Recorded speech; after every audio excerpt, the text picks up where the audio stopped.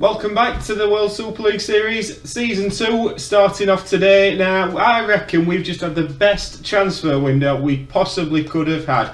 We've got some cracking players in and we've got rid of a lot of deadwood as well. We've also lost a couple of loyal servants, which sad to see a couple of them go, but we've got to move on. We've signed a playmaker from Atletico Madrid, and my word, he could be the best player I've signed on FM this year or for many other years. So let's have a look at what we've done. Right then, there's only one place to start, and that is the transfers. Now, I'm going to go through the outs first and then we're going to get to the ins. So, quickly, Hassan Iara, young man, he's gone out on loan. Again, he's going to develop, but he's not going to get any game time for us, so he's gone out on loan. We're then looking at Max Lowe. Max Lowe was on loan at Nottingham Forest last year. Really liked it in Nottingham. He ain't going to get in my team and he isn't going to be in my squad. He's gone to Freiburg for 6.25 million. I think that is a pretty cracking deal, Miss N.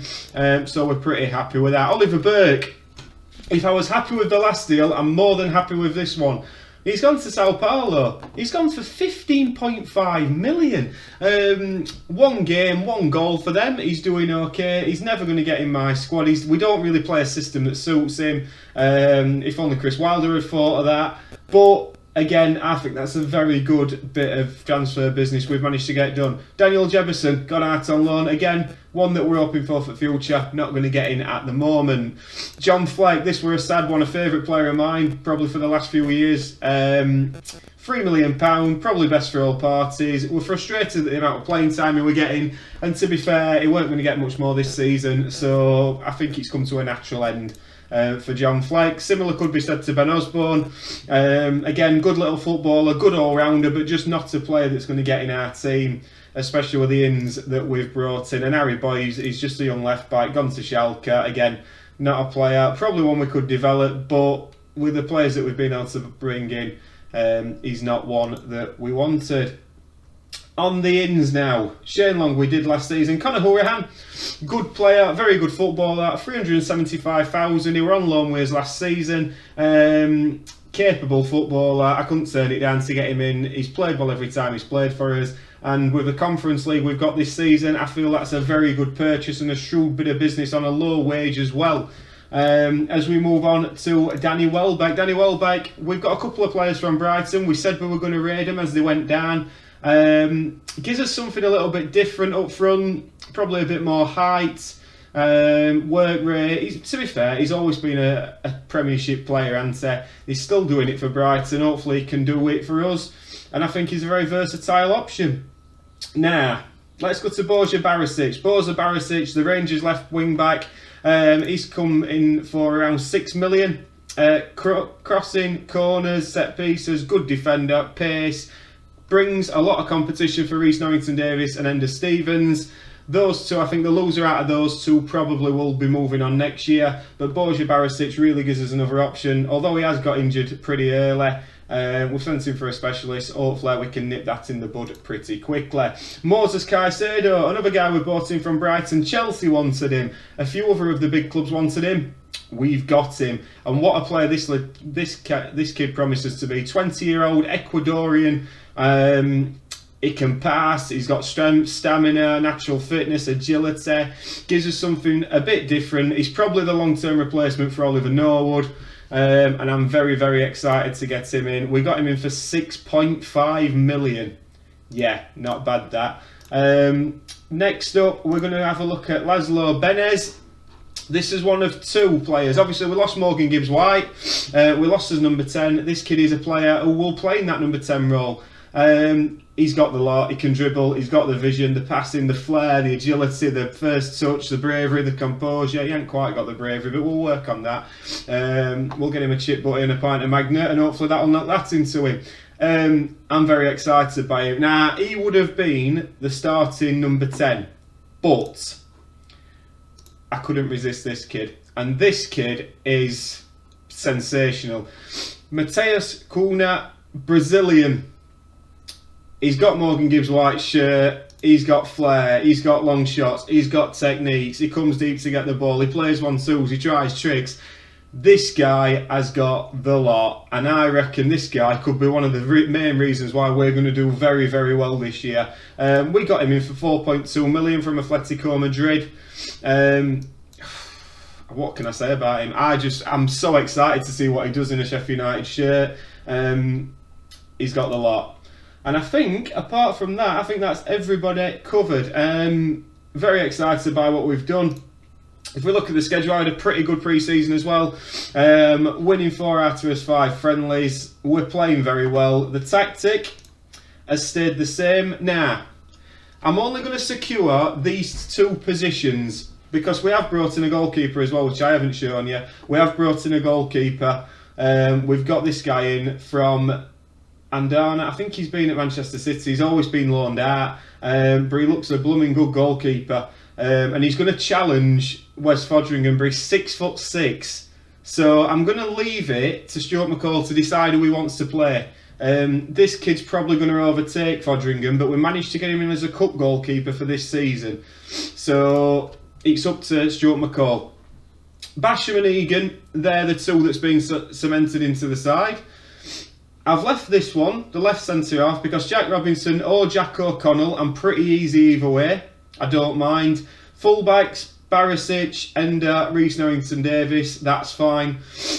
George Baldock, Jaden Bogle there, again, fine. He's got a wealth of selection choices in midfield with these 3. And he's got Brewster, Welbeck, Sharp, and Dyer. I mean, and Dyer can play in here as well. Mousse's back. We've chosen to give Lys Mousset another chance. He's had a good pre-season, but of course, like Lys Mousset always does, he's injured again. So we're going to give him up until January, see how he gets on, and go from there. Now, just so you know, Stuart McCall, we just on the eve of his first game of the season. Stuart McCall's preferred team is this. So it's Jack O'Connell. He does put Foderingham in there. Baldock, Barisic, Norwood, Berg. We've signed Sanderberg down to a long-term contract.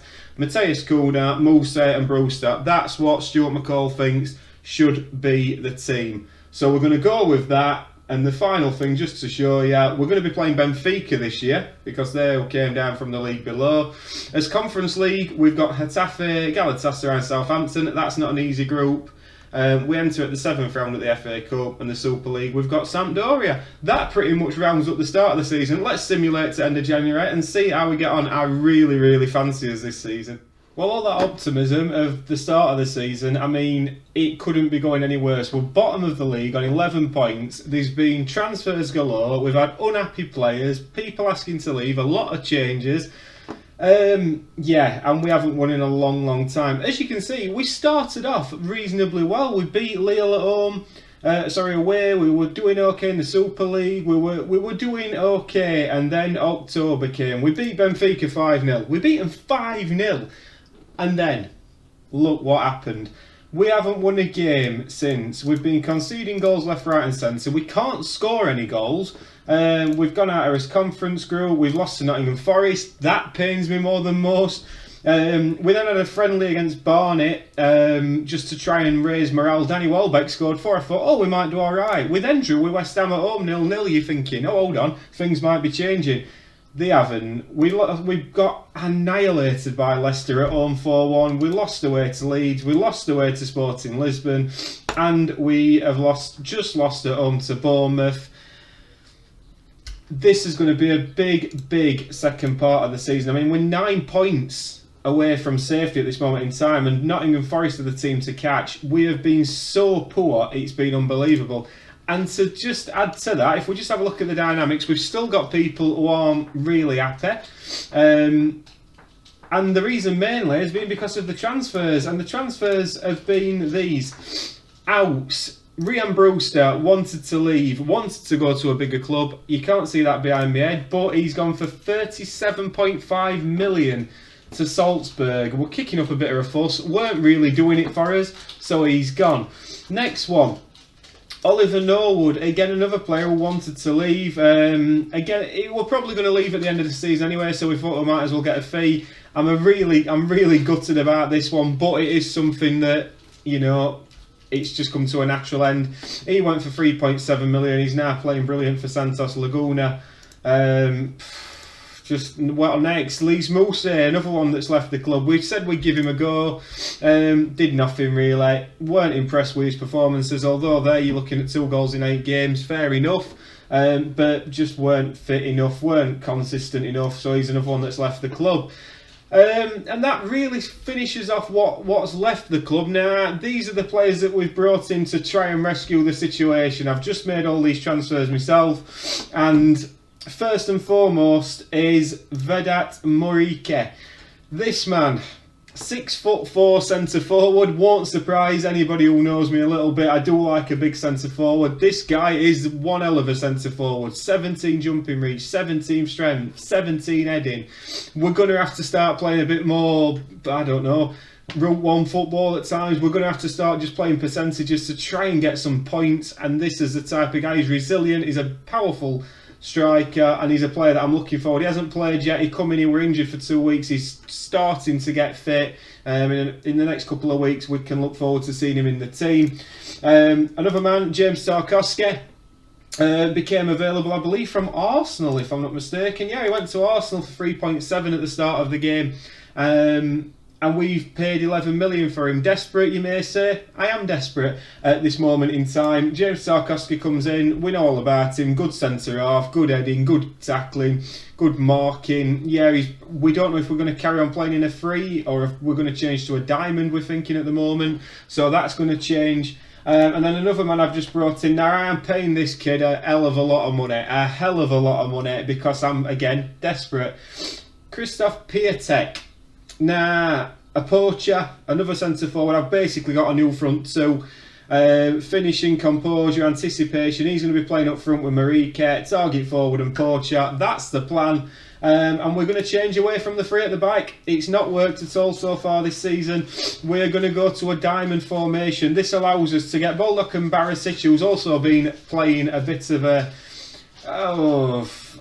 just causing issues for me. He don't want to be, he says he wants to move to a bigger club. He only came at the start of the season, and he's not done anything for us. His performances have been poor, although a 7.14 would not agree with that, but he's just been causing so much fuss in dressing room. It's been ridiculous. So he's still here. Baldo, obviously, or Bogle at right hand side. We can swap with either of them. But this is the formation we're going to go with for the second half of the season, I believe. We're going to now simulate. We're going to pray that we can somehow get back this 9-point deficit and turn it all around. So, yeah, let's see how we get on. So we had a slight change of plan. I were going to simulate it, but I couldn't decide on a formation, so I managed the second half of this season. And to be honest with you, it's been one of the most difficult half of seasons I've ever had to manage. But if you look to your left-hand side, we have managed to stay up, and we've done it quite handsomely and by 7 points. Now, I've got to shout out a few players here because we got to sort of set. We had a little bit of a run. Once we changed formation a little bit, we had a little bit of a run. We were inconsistent. We were conceding goals. We were still tinkering between 3 at the back, 4 at the back. We didn't really have any sort of settled team. We were picking up the odd result here and there. We lost to Aston Villa, lost to Wolves, and then we lost to Benfica. And when we lost to Benfica, I thought we're down. I honestly thought we're down because we were not performing at all. And then it changed. We played at home to Feyenoord. And this is the game where there's always a point in a season where something changes and something means that the whole complexion changes. We went down to 10 men. We were 0-0. We went down to 10 men. James Tarkowski got sent off. And then they scored on the brink of half-time. I were hoping to get into half-time and I thought, right, we're playing 5 at the back at this point. And this is when I changed it. And I changed it to this. I changed it to a 4-3-1-2. I dropped Sanderberg into a deep line playmaker role on defend, and then I put Caicedo and Benez, or Horahan I think it were at that point in time, at either side of him. Kuna played in front. He has been outstanding. I'm going to go through how outstanding all these players have been. And then that's what we went with. And from that moment on, as you can see, 4-4 in next game. Again, we were down and we came back brilliantly. And then we won 4-0, drew 1-1, won 4-0, won. All right, we lost away at West Ham, but that were more down to fatigue and not quite having the squad depth. And then look at this little run to the end of the season. We beat Nottingham Forest 2-0, get in. We beat Leeds 2-1, get in. Drew with Bournemouth, drew with Sporting Lisbon, and then beat Rangers 2-0 on the final game of the season. Now, when we saw you last, we brought in some transfers. And it's important to have a look at these transfers. We're going to start with Vedat Morike because there's certain players we're going to point out who have been absolutely outstanding and critical to us stopping up this season. Vedat Morike is one of those. He came in, and if I don't click the right button, he came in, he scored 5 goals in 12 appearances. You're probably thinking that's not the best return. He was a mountain up front. He was scoring near post corners. He's just been superb. He did get injured with sort of 5 games to go, and that's when something miraculous happened because Danny Welbeck, take a bow. He has been immense.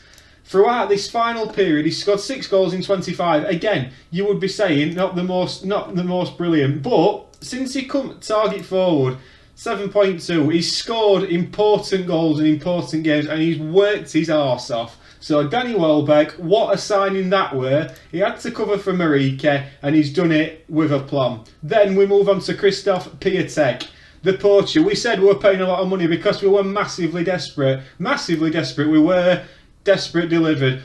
19 appearances but 5 goals, 2 assists. Again, he added that little bit of quality that we didn't have, that Billy Sharp and certain other players are coming towards the end of the career. This man really helped us. So Christoph Piatek, Morike and Welbeck, what a front three they were. Right, next one, Matheus Cunha. This guy, if we keep hold of him, I will be amazed. He has been out of this world at the end of this season. Again, 11 goals in 36 games, 4 assists, 2 player of the matches. That's his sort of stats for the full season, but that doesn't tell the whole story. Because, again, if we have a look from Soto when we played Feyenoord, he got a 6.5. Not great. 7, 6.6, okay. 9.1, Crystal Palace. That was a big, big game at home. He delivered. Leicester away, again, delivered, scoring a goal. We go up again, Bournemouth, Sporting Lisbon. He scored important goals. He just gives us that dynamism, and he's been absolutely outstanding. We move into midfield. Sander Berge has come of age. As soon as he switched to that position, he's totally come of age. Again, we sort of go to this Feyenoord game, 7.7s. There's a lot of 7s. You can't quite see them all behind me. A lot of good performances. Assists, he's been superb. Wonderful.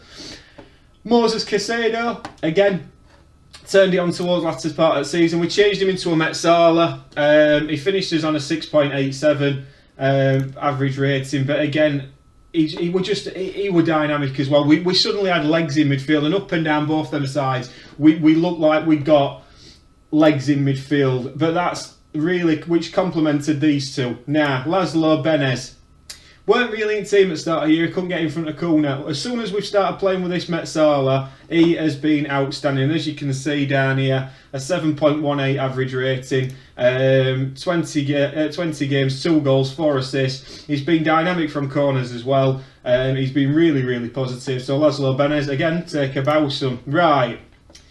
Who should we go to next? I think we probably go to Borna Barisic, because I was saying he's causing a right fuss. He's not really doing it. We've not been right impressed with him. He were another one. He's set pieces, he's crossing, his defensive work has been really good. Can't talk highly enough of him. I'm hoping we can keep hold of him now because, yeah, very good player towards the end of the season. Where's Foderingham? I mean, where do I start? We've got this keeper called Mulrich, as you can see here. Apparently he's better stars, he's better potentially 6'6", his attributes absolutely blast anything that Wes has got. League One Wes has absolutely kept us in games at times. He's been superb and he's kicking, he's composed. Why would I ever drop him? I have no idea. I can't talk highly enough of him. He's expiring this season. He's going to be getting a new contract. That's definite. That's one for definite. I know a couple of teams are after him, but he might still be number 1 next season. And then I think we move on to these two, and these are going to be the two that we finish on as we stop waxing lyrical about how good they've done to pull us ends out in it. Chrissy Basham. We had John Egan, Jack O'Connell not performing, Tarkowski in and out, you'd have to say, not amazing. But Chrissy Basham has been out of this world. He's won important headers from set pieces. He's won a couple of flick-ons that's led to goals. 3 goals, 3 assists. They've all come towards the latter end of this season. As even playing in a 4, as soon as Chris Basham came back into the side, we looked a better side. And just brilliant. And then Jayden Bogle. He's all we finished with. Jayden Bogle, I mean, 7.12 rating all season, 25 appearances, 4 assists, 7.12, absolutely outstanding. I can't talk highly enough for it. And to get out of the position we were in, because we were rock bottom for a lot of this season, rock bottom, and to come out in it, we've had some cracking performances. Again, going back to the schedule, I mean, this Leeds United result, they're second in league when they come to Bramall Lane. And we rested a couple, but Danny Welbeck, again, just absolutely brilliant. So, from the start of the season to the end, we were absolutely on his arse, for want of a better phrase.